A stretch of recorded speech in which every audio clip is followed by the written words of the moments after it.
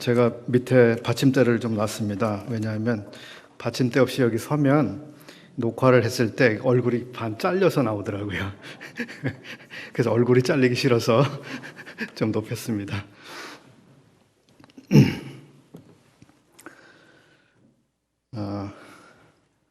지금까지 우리 성도님들과 함께 소망에 관한 이유를 몇 가지 되새겨보고 있습니다. 마치 소나타 음악처럼 제1장에서 시작해서 3장까지 연주를 해드렸습니다. 첫 악장은 이제 남들이 소유하지 못한 소망을 소유한 성도들, 2악장은 부활과 휴거, 우리 몸의 변화에 대한 소망, 3악장은 공정한 그리스도의 평가와 상급의 소망, 이렇게 전해드렸습니다. 오늘은 이제 제 4악장, 네 번째 악장을 연주해 드리려고 합니다. 가을날의 음악이 되어야 하는데요. 가을날의 음악이 될지는 모르겠습니다. 오늘 악장 테마는 통치의 회복과 그리스도 왕국의 소망에 대한 것입니다. 제가 준비한 원고가 페이지 수가 꽤 됩니다. 그래서 다른 때보다 조금 더 빠르게 그리고 원고를 읽어 나가는 형식으로 해서 말씀을 드리겠습니다. 귀만 잘 열어서 들어주시기 바라겠습니다. 통치의 회복과 그리스도의 나라, 즉 천년 왕국에 대한 소망을 말씀을 드리겠습니다.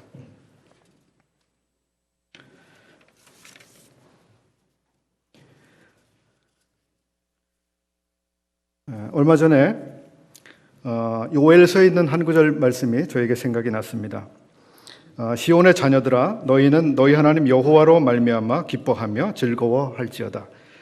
그가 너희를 위하여 비를 내리시되 이른 비를 너희에게 적당하게 주시리니 마당에는 밀이 가득하고 독에는 새 포도주와 기름이 넘치리로다. 내가 전에 너희에게 보낸 큰 군대 곧 메뚜기와 늑과 황충과 팥종이가 먹은 횟수대로 너희에게 갚아주리니 너희는 먹되 풍족히 먹고 너희에게 놀라운 일을 행하신 너희 하나님 여호와의 이름을 찬송할 것이라. 이 요엘서의 이 말씀은 이제 유다가 하나님 앞에 범죄하고 돌이키지 아니하기 때문에 끝내 이제 하나님께서 저들을 심판하시고 바벨론의 저들을 파시게 됩니다. 그래서 바벨론이 저들을 침공에 들어오게 되고 유다는 멸망을 당하게 됩니다. 그리고 유다는 멸망한 지 70년이 지나가게 되고 70년 동안 그 나라 사람들은 포로가 되어서 아주 먼 곳에 가서 생활을 하게 됩니다. 그 땅은 70년간 아주 황폐하게 버려지게 되고 황무한 땅이 됩니다. 망한 것이죠. 그런데 이 요엘서의 말씀을 읽게 되면 하나님께서 저들을 심판을 하셨습니다. 심판은 정당했습니다. 왜냐하면 심판을 받을 죄를 지었기 때문이죠. 그럼에도 불구하고 하나님께서는 저들을 정당하게 심판을 하신 것임에도 불구하고 하나님의 마음은 아프셨습니다. 자기 백성들의 고통에 대해서 마음이 너무도 아프셨습니다. 그들을 때리셨지만 하나님의 마음이 참으로 아프시고 결국 하나님께서는 예레미야 선지자를 통해서 미리 말씀하셨던 대로 자기 백성을 복된 그 땅에 돌아오게 하셨습니다. 70년이 걸렸죠. 그리고 그렇게 돌아온 백성들에게 요엘서에서 말씀하신 대로 그렇게 하신다고 예언해 주신 것입니다. 너희가 손해를 본 연수대로 70년간 너희들이 손해를 보았지만 내가 그 70년을 다 보충해 주겠다. 손해를 본 그것을 다 갚아주겠다. 너희가 참 기이하게 하나님께서 너희를 먹여주신 그 일을 인해서 하나님을 찬송하게 될 것이다. 이 구절을 읽을 때 얼마나 제가 좋았는지 모릅니다. 하나님은 정당하게 심판을 행하셨지만 그 백성들을 여전히 사랑하시고 안타까워하시고 그들이 입은 손해는 정당한 손해였지만 이것을 하나님이 갚아주시겠다고 하는 이 넉넉하신 자비하심을 생각해 보았습니다. 코로나로 인해서 우리가 2년여를 예배를 정상적으로 드리지를 못하고 여러 가지 영적 손해가 많이 생겼습니다. 그걸 누가 값으로 다 따져볼 수 있겠습니까? 수십억, 수백억의 가치가 손실을 입은 것입니다. 근데 하나님께서는 그것을 다 채우시겠다고 하는 이런 것을 보게 하십니다. 하나님이 정말 모든 것을 회복하시고 채우실 것입니다. 예배, 기도, 감사, 기쁨, 교제, 봉사, 전도. 저는 이번 전도 집회에 대해서 그래서 소망을 가지고 있습니다. 하나님이 얼마나 놀라운 일을 이번에 행하실까? 전 참 기대가 됩니다. 그렇지 않습니까? 오늘 주제, 통치의 회복과 그리스도의 나라에 대한 소망. 이 내용을 이해하기 위해서 우리는 창세기 1장을 먼저 가볼 필요가 있습니다. 창세기 1장 26절 이하인데요. 하나님이 우리를 지으셨습니다. 그리고 그분께서 온 땅과 땅에 있는 모든 것을 다스리게 하자 하시고 하나님이 자기 형상 곧 하나님의 형상대로 사람을 창조하시고 그들에게 말씀하셨습니다. 그들에게 복을 주시며 하나님이 그들에게 이르시되 생육하고 번성하여 땅에 충만하라 땅을 정복하라 그리고 모든 생물을 다스리라 이렇게 말씀하셨습니다. 통치권을 사람에게 주셨습니다. 이 첫 사람부터 모든 사람은 모든 피조물에 대한 통치권을 가지고 이 세상에 온 것입니다. 그런데 아시는 대로 첫 사람이 범죄를 하게 되었고 이 범죄로 말미암아 이 통치권은 상실되게 됐습니다.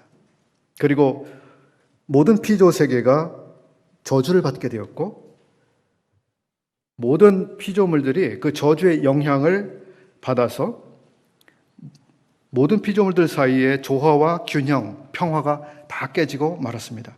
사람은 에덴에서 쫓겨나게 됐고요.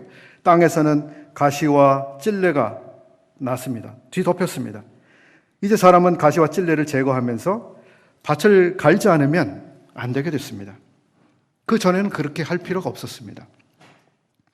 두려움과 갈등이 인간을 움직이고 긴장 속에서 살지 않으면 안 되는 사회가 됐습니다. 피조물들은 인간이 다스릴 그 통치권을 가지셨기 때문에 그대로 복종했었는데요. 이제는 더 이상 그렇게 하지 않았습니다. 피조물들은 인간의 통치에 이제 더 이상 순종하지 않게 됐습니다. 동물들은 서로를 물어뜯고 핥히면서 살게 되는 이런 시대가 됐습니다. 만물이 긴장관계와 두려움 속에 있습니다. 불안한 눈빛과 경계심을 가지고 생존하고 있습니다. 그런데 그 후 하나님께서는 이스라엘이라고 하는 한 민족을 일으키시고 국가를 세우셨습니다. 그 나라를 통해서 하나님의 뜻을 이루어 보고자 하신 것입니다. 그리고 그 나라에 참으로 하나님의 마음에 합한 한 사람이 있었습니다. 바로 다윗이었습니다. 그는 왕이었습니다. 하나님은 그가 참으로 하나님을 사랑하고 경외하는 왕이기 때문에 그에게 약속을 주셨습니다. 이것을 소위 다윗 언약이라고 말합니다. 사무엘하 7장 13절 이하인데요. 나는 그의 나라 위를 영원히 견고하게 하리라. 나는 그에게 아버지가 되고 그는 내게 아들이 되리니 내 집과 내 나라가 내 앞에서 영원히 보존되고 내 왕위가 영원히 견고하리라 하셨다 하라. 그렇습니다. 다윗에게 하셨던 이 약속은 왕권에 대한 약속이었고요. 그 왕권은 무조건적으로 하나님께서 보장하시겠다고 하시는 약속이었습니다. 그런데 실제로 어떻게 됐습니까? 유다 나라가 패망을 했죠. 더 이상 다윗의 후손이 왕이 되는 그 시대가 계속되지 못했습니다. 그러면 다윗에게 약속했던 그 약속이 어떻게 되는 것일까?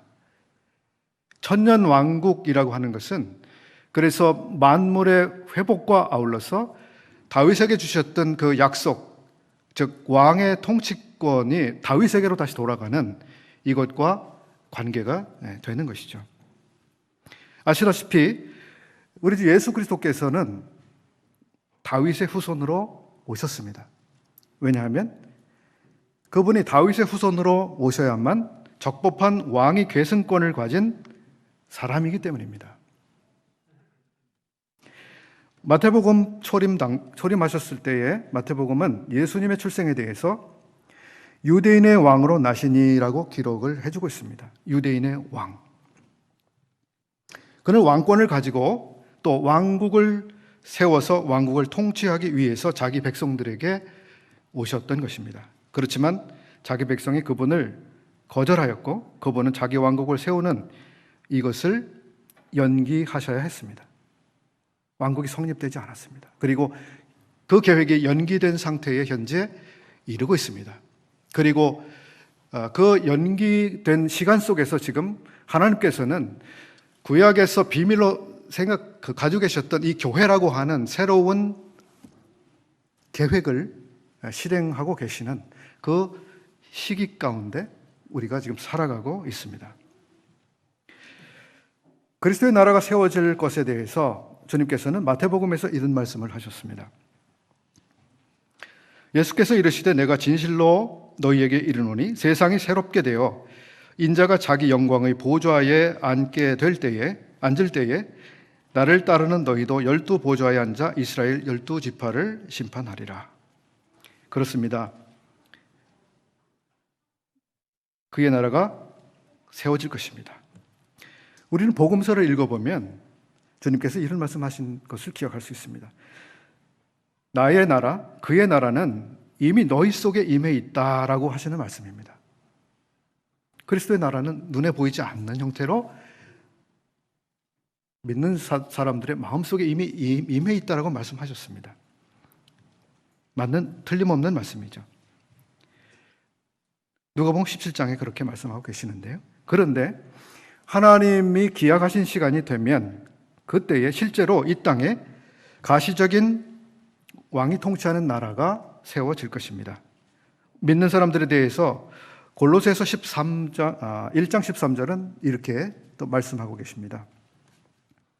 그가 우리를 흑암의 권세에서 건져내사 그의 사랑의 아들의 나라로 옮기셨으니 우리는 이미 영적으로 그의 사랑의 나라에 들어가 있습니다. 흑암에서 건져졌습니다. 그리고 완전한 이것은 은혜죠. 한편 계시록 11장 15절에서는 세상 나라가 우리 주와 그의 그리스도의 나라가 되어 그가 세세토록 왕노릇 하시리로다 라고 하는 말씀이 있습니다. 즉 이 세상의 나라가 그리스도의 나라가 될 그 계획이 아울러 있는 것입니다. 주님이 통치하실 그 나라에 대해서 이스라엘 민족과 관계된 하나의 사실을 더 생각해 볼 수 있는데 그것은 새 언약과 관계가 되는 것입니다. 앞에 저는 다윗 언약을 말씀드렸는데 그것은 왕의 통치권과 관계가 있습니다. 이제 새 언약은 통치권과 좀 다른 측면에서 말씀되어지고 있는데 한번 들어보시기 바랍니다. 천년 왕국에서 성취될 일들은 선지자 예레미야를 통해서 약속하셨던 새 언약을 성취하는 결과가 될 것입니다. 지난 수요일에 우리는 히브리서 8장을 함께 살펴봤습니다. 히브리서 8장에 나오는 새 언약은 예레미야 31장과 에스겔서 약속과도 관계가 있습니다. 먼저 히브리서 8장 7절 이하를 읽어드리겠습니다. 주께서 이르시되 볼지어다 날이 이르리니 내가 이스라엘 집과 유다 집과 더불어 새 언약을 맺으리라. 또 주께서 이르시기를 이 언약은 내가 그들의 열조의 손을 잡고 애굽 땅에서 인도하여 내던 날에 그들과 맺은 언약과 같지 아니하도다. 그들은 내 언약 안에 머물러 있지 아니하므로 내가 그들을 돌보지 아니하였노라. 또 주께서 이르시되 그날 후에 내가 이스라엘 집과 맺을 언약은 이것이니 미래의 약속으로 있었습니다. 내 법을 그들의 생각에 두고 그들의 마음에 이것을 기록하리라. 나는 그들에게 하나님이 되고 그들은 내게 백성이 되리라. 또 각각 자기 나라 사람과 각각 자기 형제를 가르쳐 이르기를 주를 알라 하지 아니할 것은 그들이 작은 자로부터 큰 자까지 다 나를 알미라. 히브리서에서 하시는 것은 지금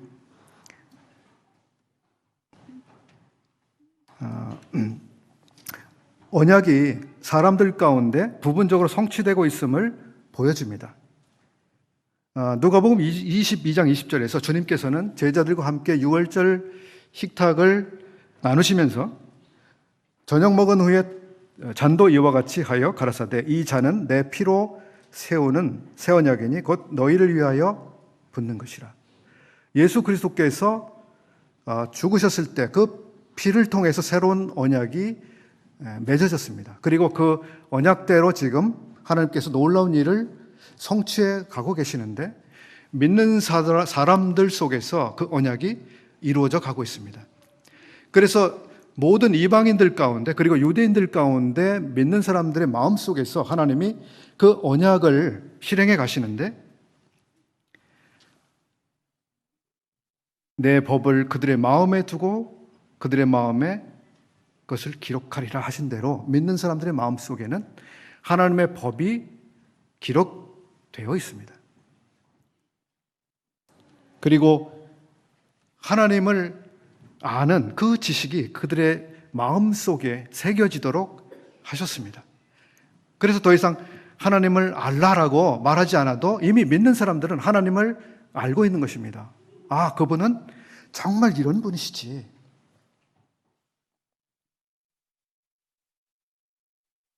새 언약의 특징은 율법이 마음에 기록된다고 하는 것입니다. 율법이 마음에 기록된다고 하는 것이 무엇일까요? 모든 율법의 총합, 그리고 결국은 우리의 마음과 뜻과 목숨을 다해서 하나님을 사랑하라라고 하는 것입니다. 하나님의 사랑에 반응해서 그렇게 하나님을 사랑하는 마음이 믿는 사람들의 마음 속에 생겨납니다. 예수 그리스도를 믿었다고 하는 사람들이 하나님을 사랑하지 않는 경우를 여러분 보셨습니까? 하나님의 은혜와 그분의 우리를 향한 긍휼을 누가 모릅니까? 누가 그 사랑에 대해서 반응하지 않습니까?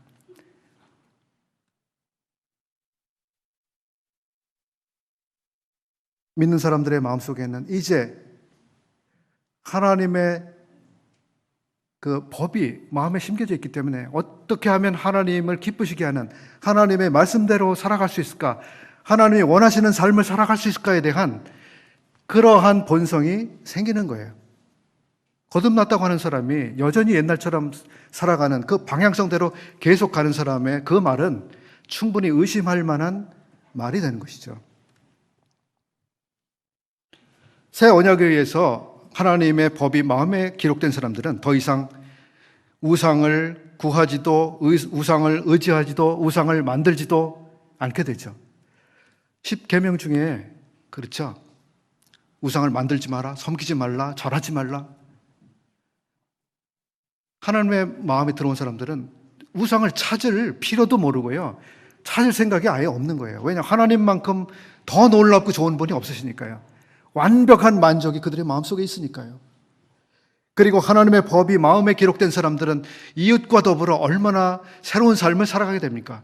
이웃의 것을 탐심을 가지고 자기 소유를 만들려고 하거나 도적질하려 하거나 해롭게 하려 한다거나 이런 마음이 그를 더 이상 주장하지 않습니다. 이것은 하나님의 법이 믿는 사람들의 마음속에 기록이 되어 있기 때문에 일어나는 결과입니다. 예레미야서 31장 31절 이하 말씀을 이어서 보겠습니다. 여호와의 말씀이니라 보라 날이 이르리니 내가 이스라엘 집과 유다 집에 새 언약을 맺으리라. 그날 후에 내가 이스라엘 집과 맺을 언약은 이러하니 곧 내가 나의 법을 그들의 속에 두며 그들의 마음에 기록하여 나는 그들의 하나님이 되고 그들은 내 백성이 될 것이라. 그들이 다시는 각기 이웃과 형제를 가르쳐 이르기를 너는 여호와를 알라 하지 아니하리니 이는 작은 자로부터 큰 자까지 다 나를 알기 때문이라. 여호와 하나님 누구신지를 자꾸 일일이 안 가르쳐줘도 그들의 마음속에는 하나님을 사랑하고 하나님을 존중하고 하나님을 경외하고 하나님을 위해 살고자 하는 본능이 작동하게 되는 거예요. 어떻게 하면 그분을 위해서 더 많이 순종해 드릴 수 있을까? 더 기쁘게 해드릴 수 있을까? 이것이 여호와를 아는 지식인 거죠. 에스겔도 그렇게 예언을 했습니다. 내가 그들에게 한 마음을 주고 그 속에 새 영을 주며 그 몸에서 돌 같은 마음을 제거하고 살처럼 부드러운 마음을 주겠다. 그들은 내 백성이 되고 나는 그들의 하나님이 되리라. 우리는 히브리서, 예레미야서, 에스겔서를 지금 읽는 가운데 공통되게 나오는 부분들을 발견했습니다. 새 언약이 사람들의 마음속에서 역사해서 여호와를 마음으로, 인격적으로, 개인적으로, 그리고 경험적으로 알게 되고, 그리고 명실상부하게 하나님이 바로 우리의 하나님이 되시고 우리가 그의 백성이 되리라고 하는 사실입니다.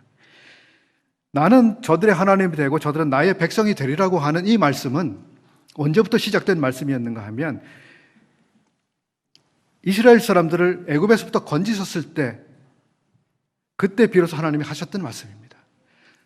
애굽에서부터 건지신 이스라엘 사람들, 그들로 하여금 나는 저들의 하나님이 되겠고 저들은 내 백성이 될 것이다. 어떻게 해서? 내 말에 저들이 순종함을 인해서 그렇게 될 것이다. 근데 하나님의 그 계획과 그 기대는 그대로 그 시대에 이루어지지 못했습니다. 그리고 그것이 실현되는 것은 이제 새 언약을 통해서 실현이 되고 있습니다.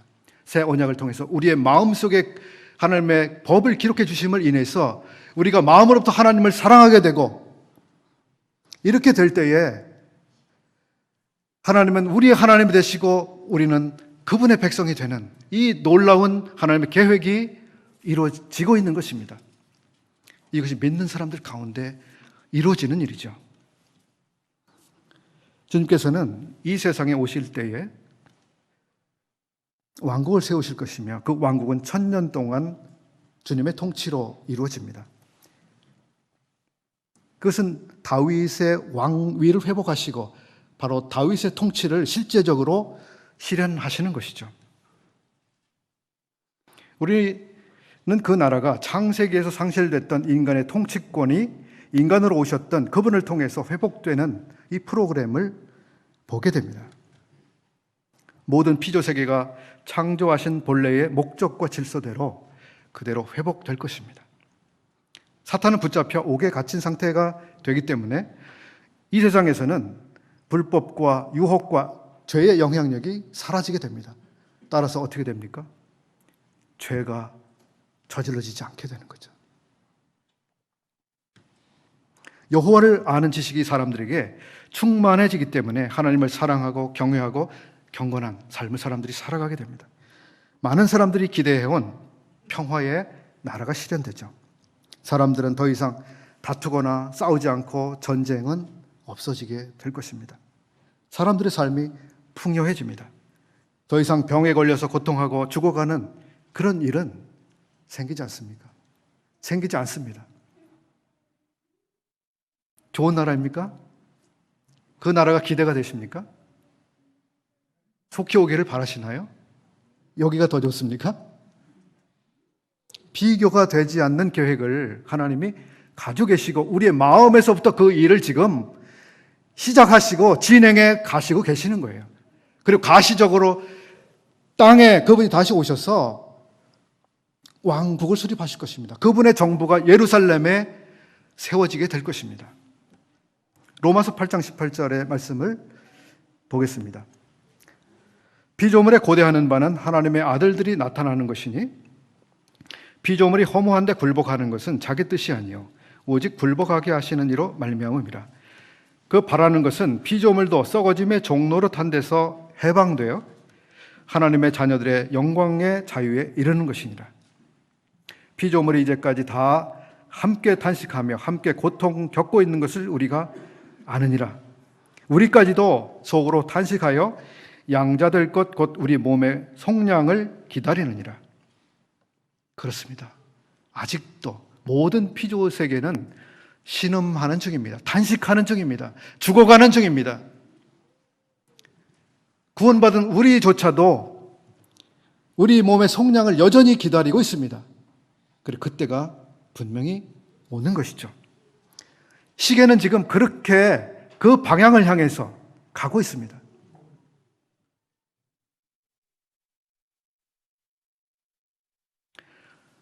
요 근처에 고양이 한 마리를 제가 가끔 봅니다.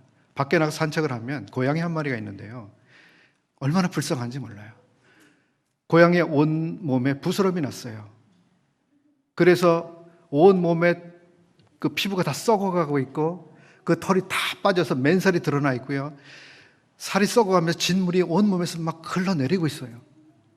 그 고양이가 누군가가 준 먹이를 먹고 살겠다고 그걸 먹고 있어요.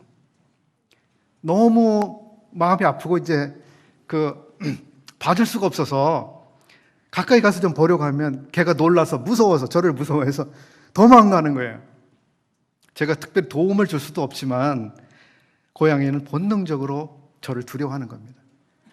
피조물들 사이에 있는 이 공포와 두려움과 탄식, 이게 여전히 작용하고 있는 거죠. 이게 끝날 때가 옵니다. 이사야는 이 시대에 대해서 여러 곳에서 이런 예언을 우리에게 해 주었습니다.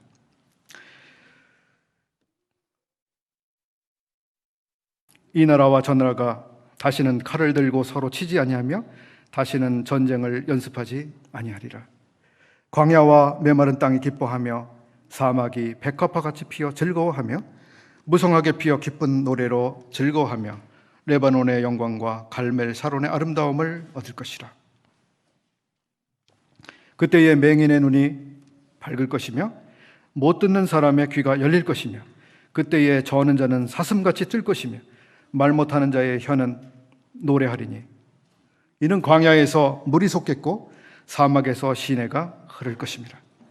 거기에는 사자가 없고 사나운 짐승이 그리로 올라가지 아니하므로 그것을 만나지 못하겠고 오직 구속함을 받은 자만 그리로 행할 것이며 여호와의 속량함을 받은 자들이 돌아오되 노래하며 시온에 이르러 그들의 머리 위에 영원한 희락을 띠고 기쁨과 즐거움을 얻으리니 슬픔과 탄식이 달아나리로다.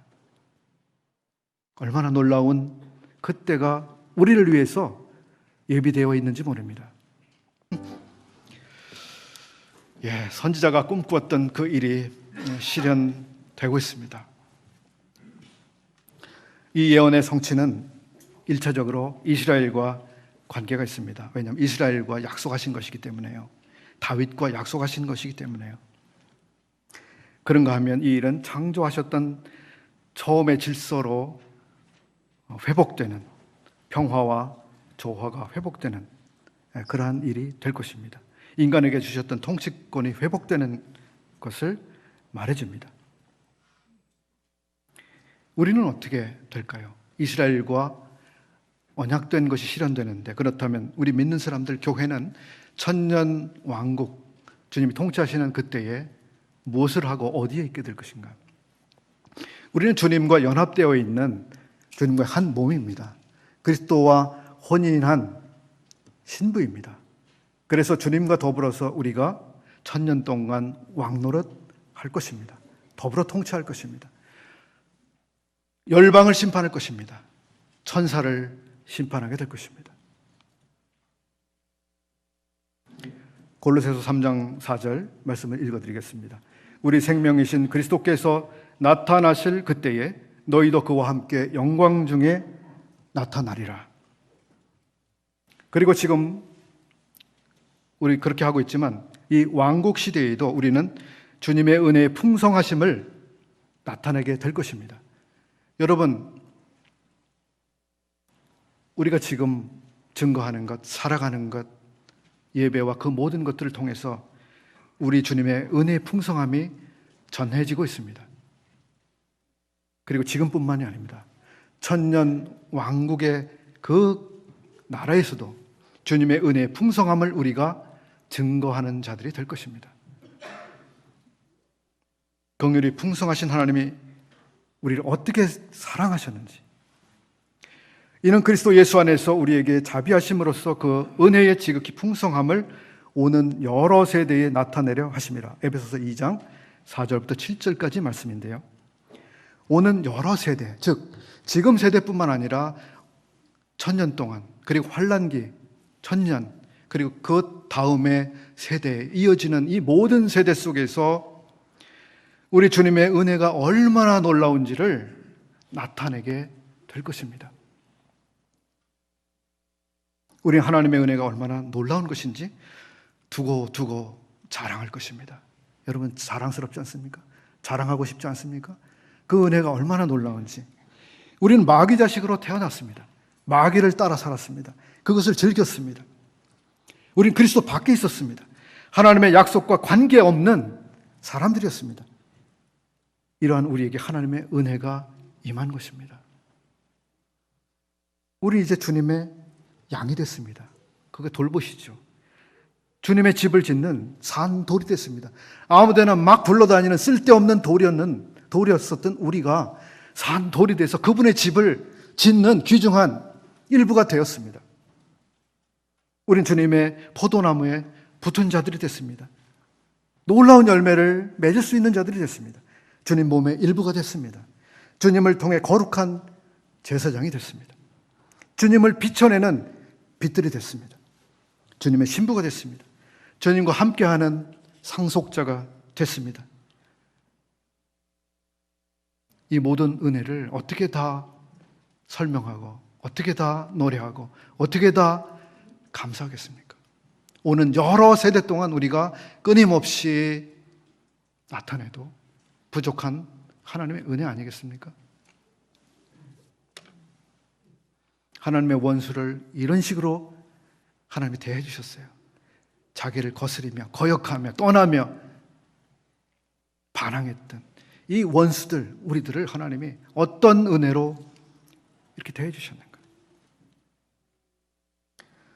실제적 왕국이 설립될 사건에 대해서 누가복음 19장도 말씀해 주고 계시는데요. 비유를 통해서 말씀하셨습니다. 이것은 문화의 비유라고 일컬어지는데요.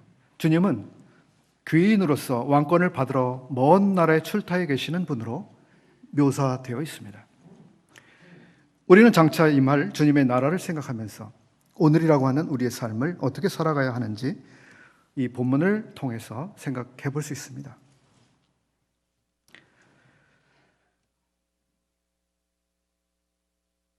어떤 귀인이 왕위를 받아가지고 오려고 먼 나라로 갈 때에 그 종 열을 불러 은화 열 문화를 주며 이르되 내가 돌아올 때까지 장사하라 하니라.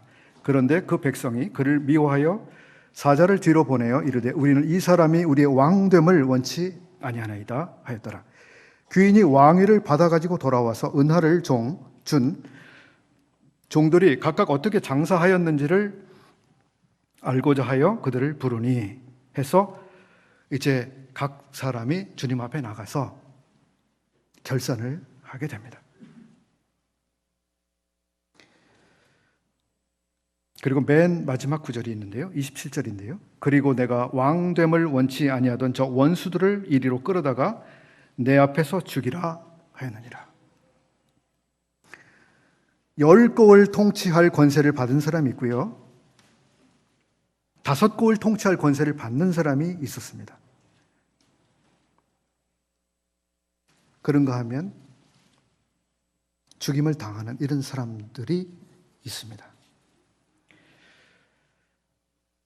주님께서는 출타하실 때 사람들에게, 종들에게 한 문화씩 주면서 장사를 하도록 하셨습니다. 여기 한 문화는 당시에 3달치 봉급이었다고 합니다. 오늘은 3달치 봉급이면 여러분 얼마쯤 해당되십니까? 그 돈으로 뭘 할 수 있으시겠습니까? 그분께서는 왕권을 가지고 돌아오셨습니다. 그리고 사람들을 한 사람씩 불렀습니다. 문화를 주셔서 그동안에 장사라고 하신 것은 일종의 그의 종들에 대한 테스트였습니다. 충성심에 대한 테스트. 주님께 충성을 다하는지. 그리고 그 충성한 사람들에게 우리 주님은 통치권을 이제 분배하시는 분이십니다. 여러분, 주님이 주신 것들을 충성스럽게 사용하고 계십니까? 그렇다면 여러분, 그 나라에서 놀라운 통치에 참여하시게 될 것입니다. 주님이 여러분들에게 주신 것들을 낭비하고 계십니까? 그 가치를 잘 모르고 계십니까? 다시 생각해 보십시오. 나중에 부끄러운 상황을 만나지 마십시오. 27절에서 본 것처럼 어떤 사람들은 죽임을 당하게 됩니다. 어떤 사람들이었습니까? 주님이 왕 되시는 것을 싫어했던 사람들, 주님이 왕 되시는 것을 싫어해서 뭔가 공작을 꾸몄던, 방해했던 사람들이 있었습니다. 오늘날도 그렇습니다. 여기 믿는 사람들에게 해당되는 말씀이 아닙니다. 예수 그리스도께서 다시 오시는 것을 싫어하는 사람들이 있습니다. 방해하는 영적 세력들이 있습니다. 그 세력들에 함께 예수 그리스도를 회방하는 사람들이 있습니다. 이 사람들의 결국은 죽임입니다.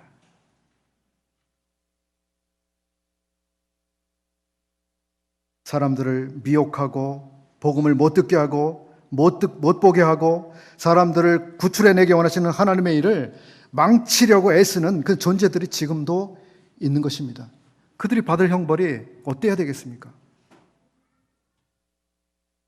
참 끔찍한 벌을 받게 될 것입니다. 우리는 전도 집회를 이제 앞두고 있습니다.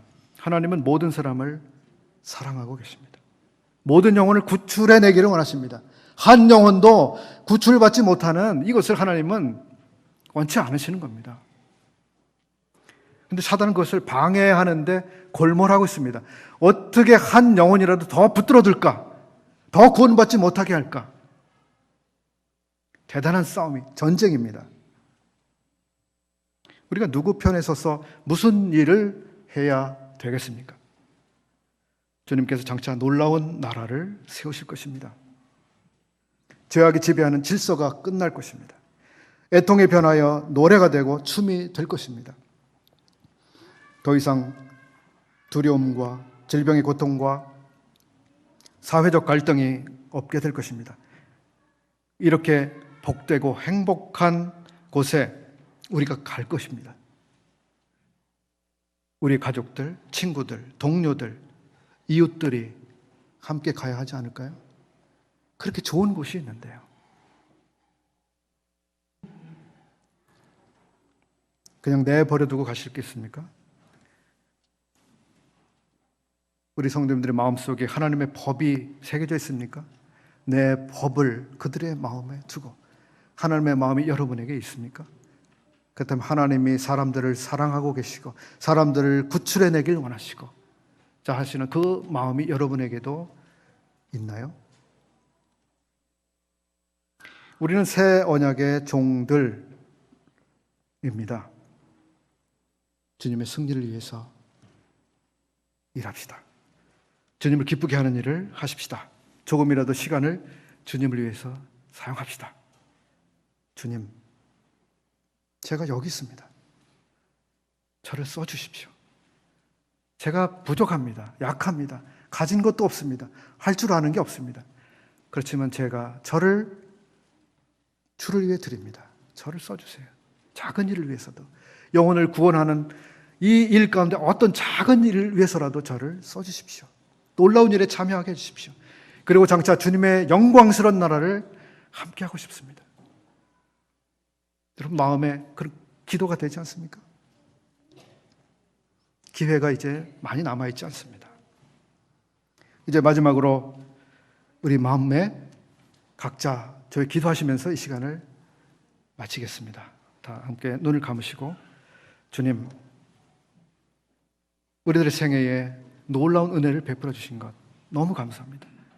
지금까지 베풀어 주신 은혜도 놀랍거니와 더 놀라운 일들을 우리를 위해서 준비하고 계시는 주님의 계획을 생각할 때 너무도 감사합니다.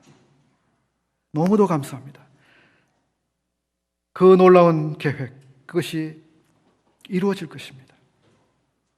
그 놀라운 곳에 우리를 부르셨습니다. 그리고 하나님은 모든 사람들이 그 가운데 들어가기를 원하고 계십니다. 이 놀라우신 하나님의 일에 우리가 참여할 수 있도록 우리를 사용해 주시옵소서. 저를 드립니다. 저를 사용해 주십시오.